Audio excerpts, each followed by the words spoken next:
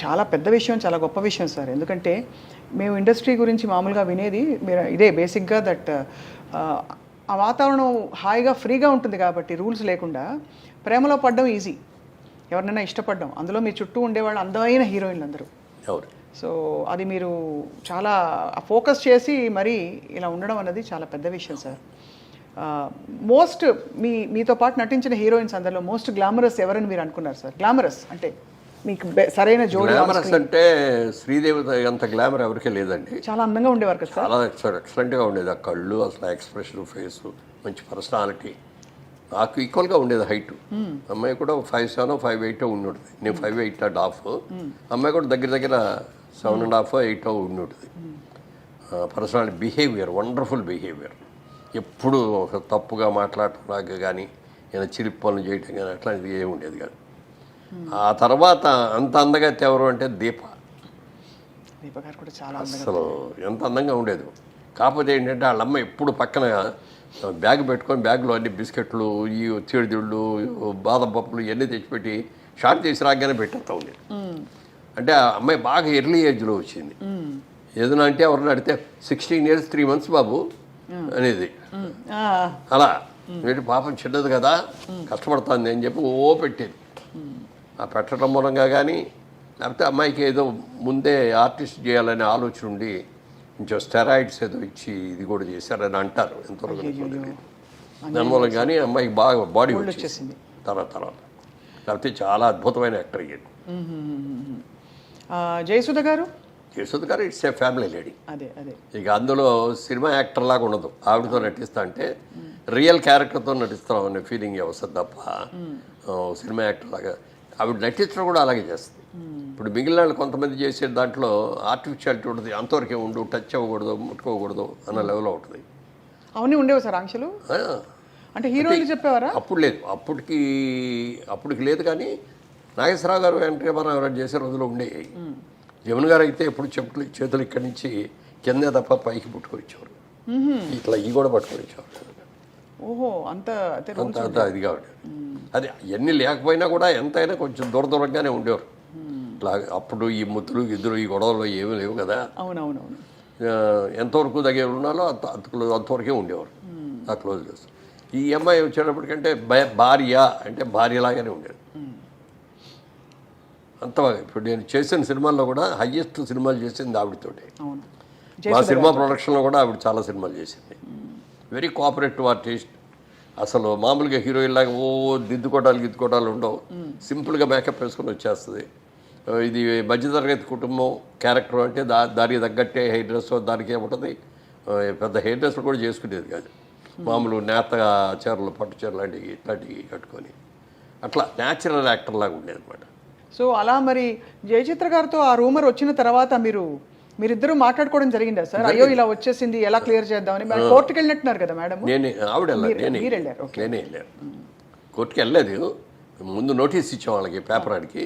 ఇవ్వగానే పరిగెత్తుకు వచ్చేసి సార్ మా వాడు ఎవడో తప్పుగా ఇచ్చాడు, సారీ అండి క్షమించండి అంటే అది విత్డ్రా చేసుకున్నారు. చేసుకున్న తర్వాత అది జరిగిన 1 నెల రోజులకి అప్పుడు అన్ని సినిమా అక్కడి నుంచి మెడ్రాస్ నుంచి వచ్చేవాళ్ళం కదా. మెడ్రాస్లోనే ఉంది ఇండస్ట్రీ.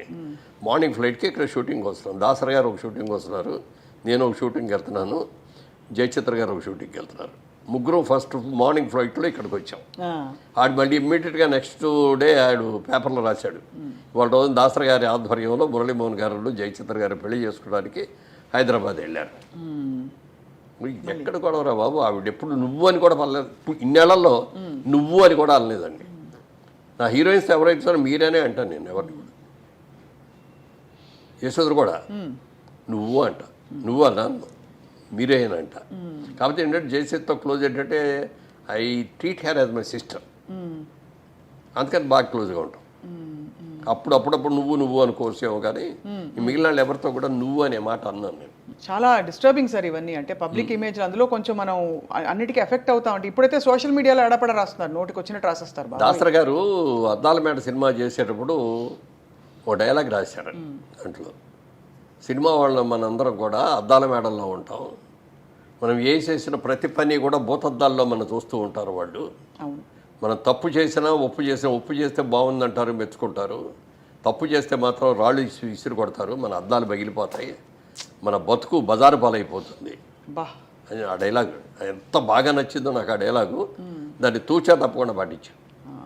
ఎక్కడ కూడా ఎప్పుడన్నా ఏదన్నా మీరు అన్నట్టు ఇందా పార్టీలో ఎక్కడ ఏదైనా చిన్నగా తీసుకున్నా కూడా జనం ఎవరో లేనప్పుడు చూసి తీసుకోవటమే. పబ్లిక్లో ఉన్నప్పుడు సిగరెట్లు తాగటం కానీ ఇది కానీ అది కూడా ఉండేది. సిగరెట్లు కూడా ఏంటంటే నాకు అలవాట్లేదు, కానీ వాయిస్ కొంచెం థిన్గా ఉండేది బిగినింగ్లో, బేస్ అది ఉండేది కాదు. అప్పుడు మ్యూజిక్ డైరెక్టర్ చక్రవర్తి గారే సలహా ఇచ్చాడు, నువ్వు చుట్టలు తాగు రోజు అన్నాడు. ఊళ్ళో ఆయన చుట్టలు కావాలి కాదండి అన్న. అయితే సిగరెట్ తాగానే ఆయనే ఫస్ట్ సిగరెట్ ఇచ్చాడు. సిగరెట్ తాగిన తర్వాత అదొక రోజుకో 10 సిగరెట్లు అని అది లిమిట్ పెట్టుకొని ఆ లిమిట్ దాటకుండా అట్లా కొన్నాళ్ళు చేశాను. మళ్ళీ అయ్యప్ప మాల వేసుకుంటే మళ్ళీ మానేసేవాడిని. మళ్ళీ మాల అది తీసేసిన తర్వాత తాగాడు. ఒక రోజున అనిపించింది, అయ్యప్ప మానేసాం కదా, 30-40 రోజులు మానేసాం, ఎందుకు ఇప్పుడు ఎందుకు కట్టి చేయలే అని అనుకున్నాను. అంతే మళ్ళీ మానేసాం. అంతే అక్కడి నుంచి అది కూడా బంద్, అంతే కట్. సార్ ఇప్పుడు మీకు కృష్ణ గారు చాలా ఆత్మీయులు. కృష్ణ గారు విజయ నిర్మల్ గారు పెళ్లి చేసుకున్నప్పుడు మీరు సీన్లో ఉన్నారా? అంటే అప్పటికి నేను లేదు. అప్పటికి మీరు లేదు. అప్పుడు నేను ఆర్టిస్ట్ కాదు. ఆర్టిస్ట్ కాదు, కానీ మీకు ఫ్రెండ్గా పరిచయం కదా అంతకుముందు కాలేజ్ నుంచి. మీరు ముక్కులు వేలేసుకున్నారు, అయ్యో ఇలా చేశారేంటి అని కొంచెం వచ్చింది ఆ ఫీలింగ్. అంటే బికాజ్ భార్య అంటే he is a very good family man. అదే అమ్మాయి కూడా చాలా సంసారపక్షంగా ఉంటుంది, ఆవిడ కూడా చాలా మంచిది. కృష్ణ గారి భార్య, పిల్లలు ఇంతమంది ఉండగా ఈ టైంలో ఏ అబ్బాయి చేసుకుంటారు ఏంటి అని అనిపించింది. కానీ మీరేమి ఇంటర్ఫియర్ అయ్యేవారు కదా, ఎందుకంటే చాలా మంది విషయాలు. పెద్ద హీరో అయిపోయాడు, మనం వెళ్ళి నువ్వు ఇది చేసేది బాగాలేదని మనం చెప్పలేదు. మనకి అందరికి జనానికి తెలిసేటప్పుడు పెళ్లి చేసేసుకున్నారు. అవును అవును, పెళ్లి రాజబాబు చేసుకున్న గారు తర్వాతే చేశారంటారు. తెలిసింది. అదే అవును, చాలా ధైర్యం సార్. కానీ సక్సెస్ఫుల్గా నడిపించి ఇద్దరు, అంటే ఆవిడ కూడా అది మాత్రం దండగా. అంటే భార్యగా ఉండగా రెండో భార్యను చేసుకోవడం అనేది తప్పే అయినా కూడా ఒక మంచి నిర్ణయం వాళ్ళిద్దరు తీసుకున్నారు. అంటే ఇద్దరికి కూడా మంచి జరిగింది, బెనిఫిట్ అయింది. అవును అవును సార్, అవును. ఆవిడ కూడా ఒక మంచి హస్బెండ్ని చేసుకొని ఆవిడ కెరియర్ బ్రహ్మాండంగా గ్రో అయింది, డైరెక్టర్గా హీరోయిన్గా గ్రో అయింది. డైరెక్టర్ అవ్వాలని నువ్వు ఈయనే ఎంకరేజ్ చేశాడు, కృష్ణ గారే ఎంకరేజ్ చేశాడు, నువ్వు సినిమాలు తీయి, నువ్వు పనికొస్తావు, నువ్వు సినిమా తీయగలవు అని చెప్పి చేశాడు. మరి వాళ్ళ గిన్నీస్ బుక్ ఆఫ్ వరల్డ్ రికార్డులో ఒక మహిళా దర్శిలాగా ఆవిడని దాన్ని ఎవరు బీట్అవుట్ చేయలేరు కానీ. కరెక్ట్ సార్, అదే అదే అనిపిస్తుంది. అట్లా కృష్ణ గారు బాగా ఎంకరేజ్ చేశారు. అలాగే ఆవిడ కూడా కృష్ణ గారిని ఎప్పుడు ఏం కావాలో ఆయనకి అన్నీ కూడా చాలా జాగ్రత్తలు చూసుకోవటం. ఆయన చనిపోయే ముందు కూడా ఆయన కావలసిన జాగ్రత్తలు ఫ్యామిలీ అందరికీ ఏమేమి చెప్పాలో అన్నీ కూడా చెప్పాడు. అంత బాగా గొప్ప. అదే అనిపిస్తుంది సార్ ఒక్కోసారి. అంటే చిన్న జీవితం, ప్రేమ కలిగితే అంటే ఎందుకు చేసుకోకూడదు అనే భావన కలగడం, అంతే కదా సార్. అవును. సో బట్ ఎనీవే సార్, మీరు మీ పందాలో వెళ్తూ మీరు ఒక వ్యాపారవేత్తగా, యాక్టర్గా, నిర్మాతగా కూడా మారారు 100 చిత్రాల తర్వాత. దానికి కారణం ఏంటి సార్? అదే బిజినెస్ ఫీలింగ్ మనసులో ఉండబట్టే నేను వచ్చిన తర్వాత మెడ్రాస్లో సినిమాలు చేయటం, మనకి ఏంటి సినిమాలు చేస్తాం, ఇంకేంటిది, మనం బిజినెస్ మర్చిపోకూడదు కదా, మన మెయిన్ ఇది కదా అని అనుకుని అప్పుడు బిజినెస్ ఏం చేద్దాం అనుకున్నప్పుడు సినిమాలు మనమే తీస్తే బెటర్ కదా, మనమే సినిమాలు తీస్తే మనం మంచి క్యారెక్టర్లు చేసుకోవచ్చు, బాగుంటుంది అనేది ఒకటి.